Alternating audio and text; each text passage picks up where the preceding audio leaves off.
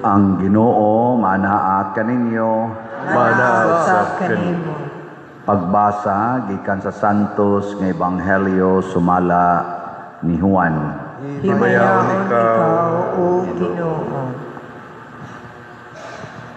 Si Jesus miingon kang Nicodemo, ayaw ikahibulong nga ako nag-ingon kanimo na kinahanglan magpakatao kamo pag-usab. Ang hangin mohuros bisan asa kinibuot mo padulong. Madungog mo ang paghuros niini apan wala ka mahibalo diin kinigikan o asa kini padulong. Ingon usab niini ang tanan nga matao pinaagi sa espiritu. Unsaon man pagkahimo niini, nangutana si Nicodemo.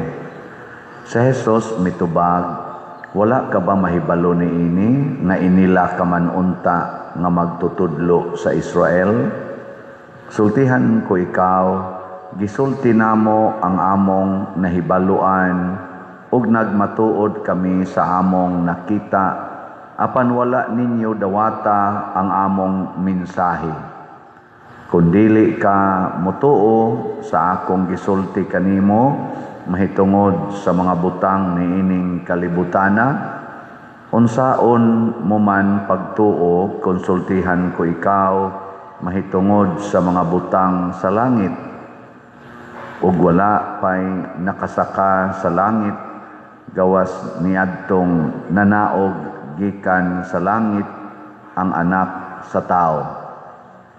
Ingon nga giisa ni Moises didto sa kamingawan ang bitin nga tumbaga nga gibutang og tukon, ang anak sa tao kinahanglan nga iisa usab aron ang tanan nga motuo kaniya makabaton og kinabuhing walay katapusan. Ang Ebanghelyo sa Ginoo. Dayon ikaw, O Kristo.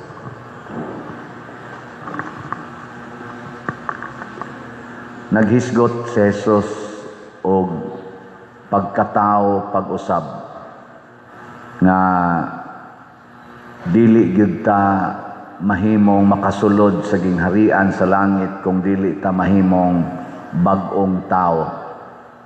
Nya si Nicodemo naghunahuna siya unsaon man ako pagsud og balik sa tiyan sa akong inahan, nya mataw kog balik. Di naman na pwede kay dako naman ko. Ana, nya si Jesus iyang gipatin-aw nga dili diay na maoy pagkatao pag-usab, kundili kana bang mabag-o ta pinaagi sa Espiritu Santo. Dili mabag-o ang atong lawas, ang atong espiritu. Lingi ay mong tupad ing na bag-o na ka. Nabago ka o daan mo o bago.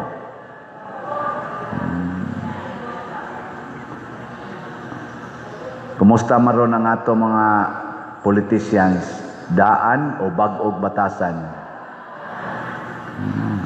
Kasagaran nila ilang naandan kana yung pamulitika kanang dili ko manaog sa akong ranggo, makakwarta ko sa akong paglingkod. Paano yun? Mo ginay common nya kita sang manimba maura gyapon daan nga pamaagi nga musimba ko kada adlaw aron na ako'y grasyang madawat. aron maayo akong lawas, aron di ko masakit, malikay ko sa mga peligro, aron mulambo ang akong kinabuhi. Maurasan na ato. Daan kayo ba? Daan. Unsa may bag-ong pagkatao, kay tanawa ko nun ninyo ng bata. Kanang bata nga bag-ong na tao, unsay naa niya? Unsay naas bata nga bag-ong na tao? Kana yung inig katao gyud ba? Gila. Ngutan ako unsay naa. Hubo. Hubo. Wa siya'y sinina, wa siya'y yuta, wa siya'y kwarta, wa siya'y dungog. Aw gawas tingali aw dungog na tingali kay depende man na sa kinsay ng anak. Pero og iya yung pagkatao, wa siya'y kwarta o nothing. Nothing siya. Di gani siya kamaong mulakaw, di siya kamaong mutabi, di pa gani siya kakita. Nothing yun. Di siya kapakaon siyang kaugalingon o igkatao imong pasagdan. Patay oy. Igo ra gyud siyang muhilak, nganong muhilak man siya, kay wa gyud siya mahimo. Nothing. Ug mao na ang tawo mataw pag-usab. Mahimo unta tang nothing. Muna si Mama Mary, kada adlaw siya mataw pag-usab, kay moingon ra man siya, nothing ra ko Lord, sulugoon ra gyud ko nimo, matuman unta dinhi kanako sumala sa imong pulong. Pasabot matud pa ni Hesus, mura lang taog kanang hangin ba, bisag asa itukmod mononotra. Narabay super typhoon na sa tingan kaloy. May gani kay wa mo sudin sa ato ang iyagong tuyok lang sa iyang kuan, mura na kadako sa Pilipinas. May gani kay igo ra mo kahit sa atong area of responsibility sa eastern part sa atong nasod. Gikas Mindanao ngadto pa dong sa Luzon. Di musod.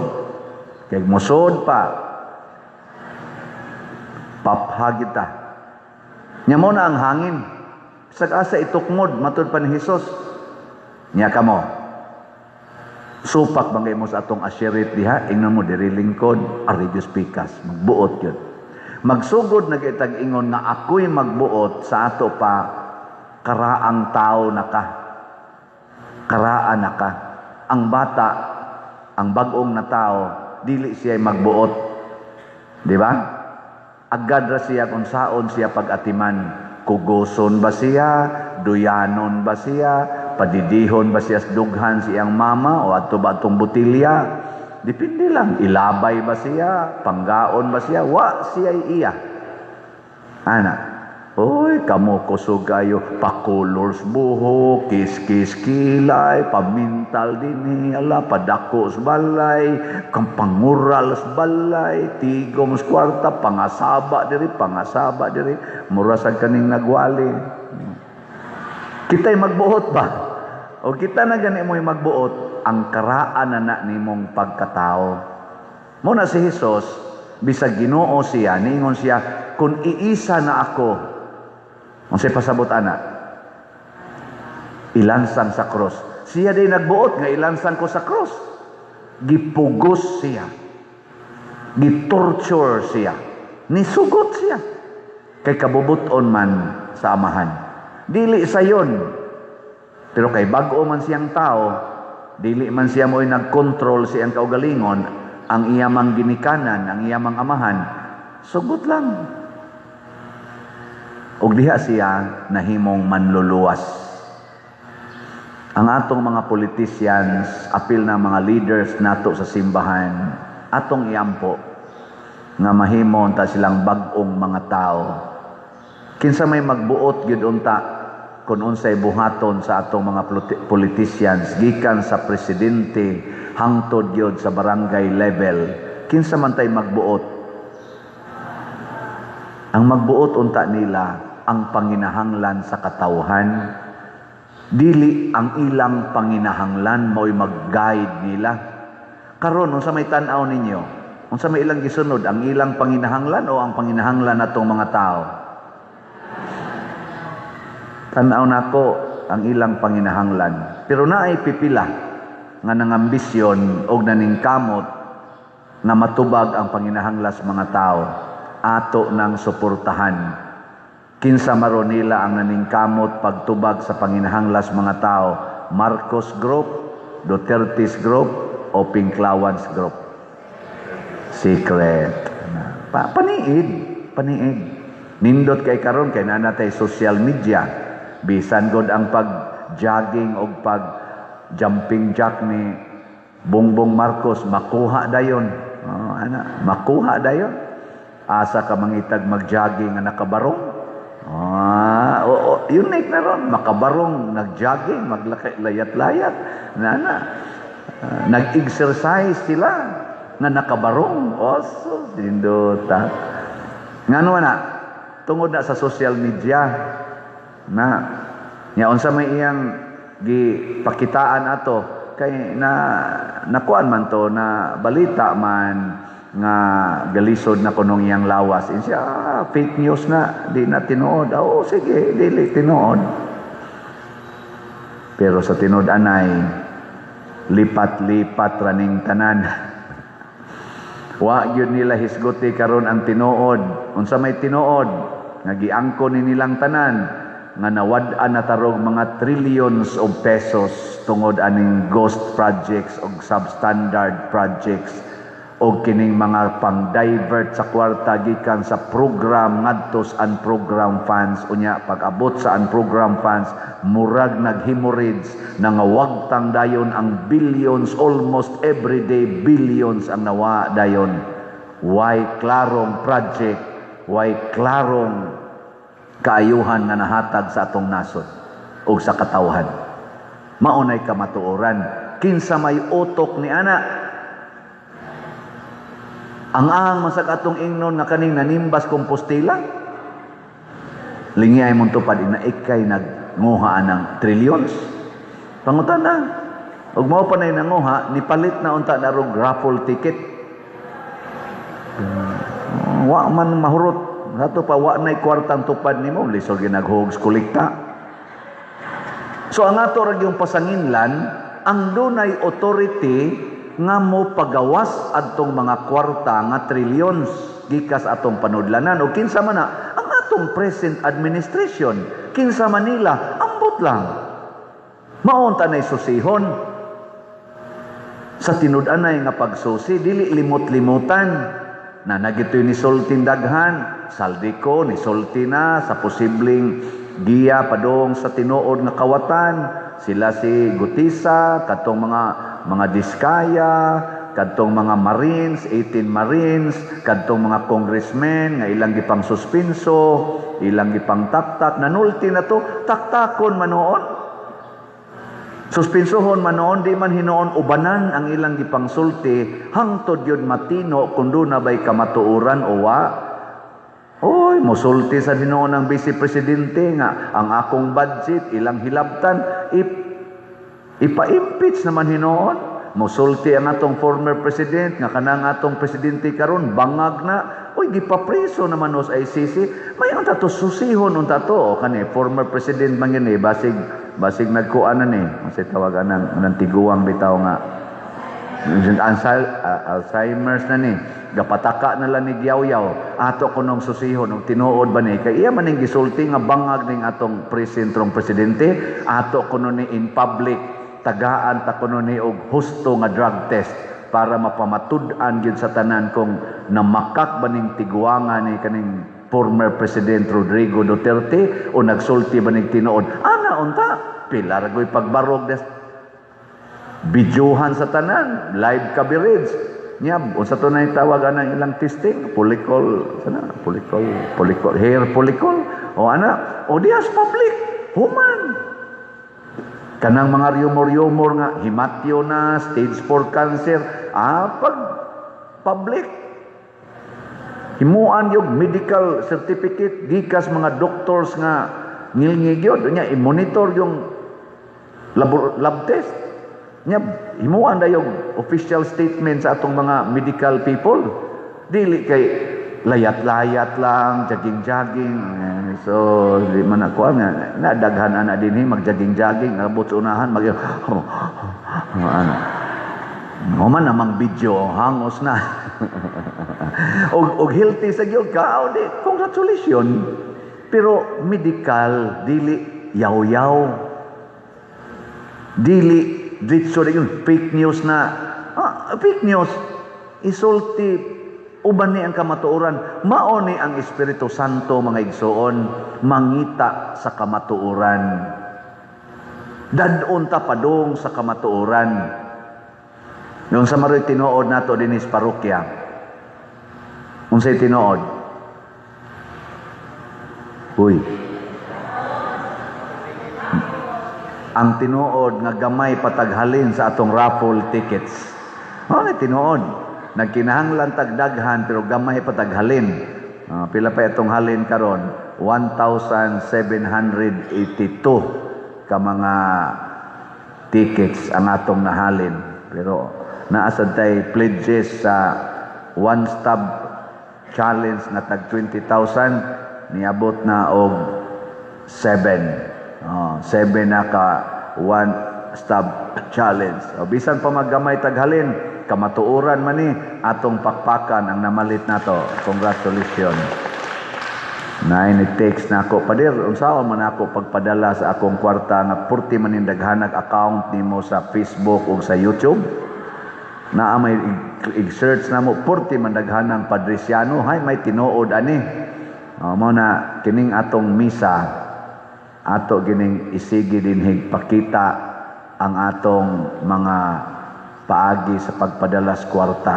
Unsaon man, una anhi mo dinhi sa parokya na ay lamisa dias gawas, na sa opisina nato, pwede mo diha makahatag sa inyong contribution o inyong mga donations nga dili gyud na masaag. Anha mo diha palit og tickets, raffle tickets tag 200 pesos. Unya kung inyo sang ipadala sa atong bank accounts, kaning atong screen, kaning gibutang nato sa screen, tulo ni kabuk atong bank accounts. Bisag asa pa ninyo makita, basta kaning account ta, ikuan lang, i-check lang yun. Mao ni ang atong mga bank accounts. Unya, ug anha sa GCash, ni asa tay mga GCash accounts, kini gyapon ni asa screen. Bisag asa ninyo makita ning atong misa, bisag kinsa pang siyanuha diha nga account, tan-awa lang gid ning atong screen.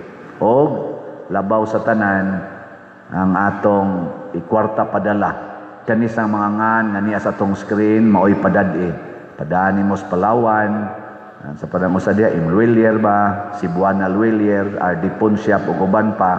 Nya kamos gawas nasod, ala ipada bisag asa nga kwarta padala kay maklaim ra na namo dire. Pero ako ayaw kog padadi sa Western Union kay wala na gyud may relasyon sa Western Union. Ila na kong gi-reject forever, no? Wala na kaming pinagsamahan. Napakasakit, Kuya Eddie.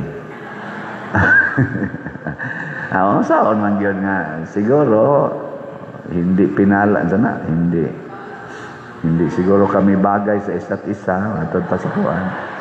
Sige na lang, ato lang ng dawaton. Mao na mga igsoon. So, ang Espiritu Santo, mao'y nitudlo nato nga magtinabangay ta. Tanawa, unsa may gibuhat sa mga unang mga apostoles diri sa atong first reading. Mura sila nibalik sa bag-ong tao, nibalik sa pagkabag-ong bata.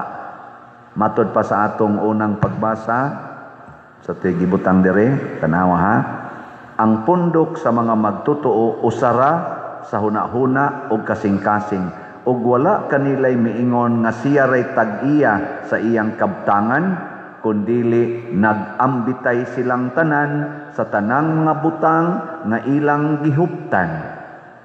Pasabot, nahimo silang nothing kada usa. Ang tag-iya na sa ilang kabtangan, mao na ang ilang simbahan, ang ilang grupo, ilang pundok. Sige, lingiyay mong tupad. Ning na ihurot ba natog hatag dinhi simbahan atong kabtangan? Ina ba ina? Ihurot natog hatag dinhi simbahan ang atong kabtangan. Okay mo ana dili. Kung may ka, di padir ako man sa ni padir. Wa ana. Karaang tao pa ka. Karaang tao. ika pa may magbuot. Tanaw ha, ang bagong tao. Si San Roque Pananglitan, San Roque, gihatag niya tanan. Wa na siya mangangkon, kay bagong tao naman siya. Ang Espiritu Santo naman nagdaan niya. St. Francis of Assisi, bago naman siyang tao. Wa na siya mangangkon nga, dato mi na ako'y sundunon, na dako kayong inheritance. Iyang gi-give up. Nilakaw siya kung asa siya dadon sa Espiritu Santo. Ang ato mga misyoneros nga nangabot dinhi sa Compostela, nangabot dinhi sa Cebu para magmisyon. Gida sila sa Espiritu Santo. Ang uban nila nangamatay, gipang martir sama ni Santiago Apostol atong patron, giputlas liog kay mausay gidadaan sa Espiritu Santo niya. Wa na sila magbuot. Muna dinhi karon sa ato kining inyong gipanghatag nga suporta atong gigamit kung unsay gusto sa Espiritu Santo ug unsa maroy atong giuna ang atong bell tower. Kita na mo sa atong bell tower diha, di ba? Arang-aran ni naong nya ang atong adoration chapel na trabaho na naron diha sa sulod. O kana, di ba? Kasoon mo diha, di na mo ganahan mo gawas, pwede na mo mabag-o gyud mong tao. Nya ang atong bag-ong CR niya, poho na gasugod na sa nagtrabaho, naubos sa atong bell tower. Air condition na tingali. O di pa tingali.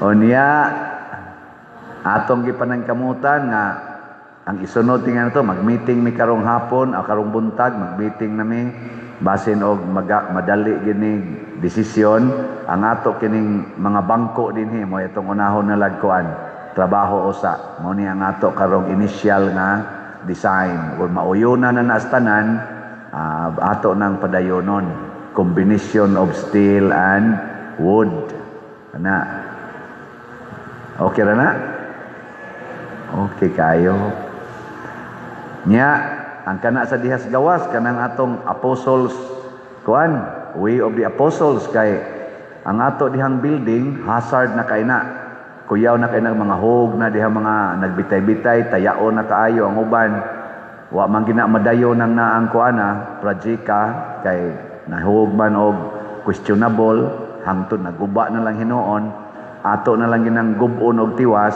nya i-convert nato into a beautiful alley ang tawag ana murag alley or way of the apostles mo serve gyapon sa purpose kay 12 man na ka haligi diha rong naang naa diha so 12 sad ka apostoles mga igsoon napay daghan nga gusto sa Espiritu Santo pero moagi tag kalisod moagi taog mga pag-antos andam ba mo ana dili